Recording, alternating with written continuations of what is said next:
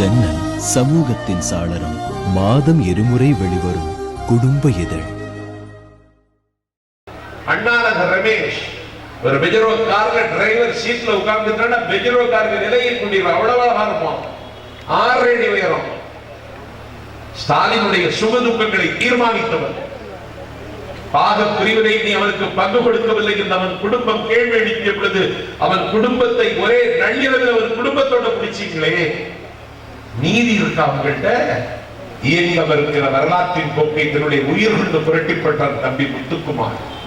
சாஸ்திரி பவன்ல பட்ட பகல்ல 10 மணிக்கு கங்காஜலத்தை எடுத்து தலையில விடுறது மாதிரி பெட்ரோலை விட்டு தன்னுடைய தேகத்திற்கு தானே தீயை பற்ற வைத்து தமிழ் ஈழம் மலரும் என்று உதடு குவித்து சத்தம் போடுகிற உடம்பில் உயிர் தெரித்திருக்கிற கடைசி நிமிடவரை செலுத்தினான்.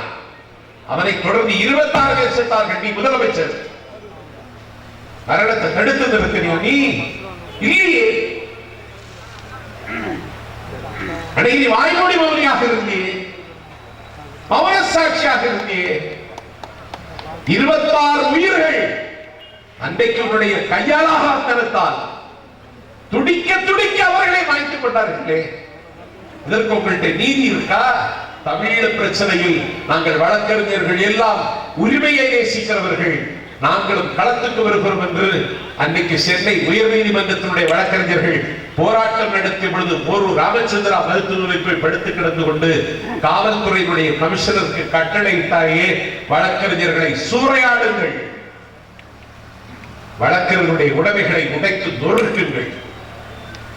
ஹைகோர்ட் வளாகம் இரத்த தடாகத்தில் இன்றைக்கு மிதந்ததே.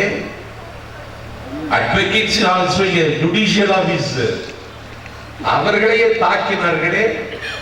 உயர் நீதிமன்றத்தினுடைய நீதியரசர் ஆதித்தன் அவர் பேர், அவரே அடிச்சுட்டாங்க.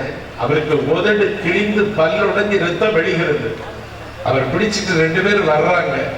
அவர் சொல்றார், ஒரு போலீஸும் கூட பிடிச்சிட்டு, நீ ஹைகோர்ட் ஜட்ஜுங்கிறார், அதனாலதான் அடிச்சோங்கிறான் போலீஸ். ஜன்னல் சமூகத்தின் சாளரம். மாதம் இருமுறை வெளிவரும் குடும்ப இதழ்.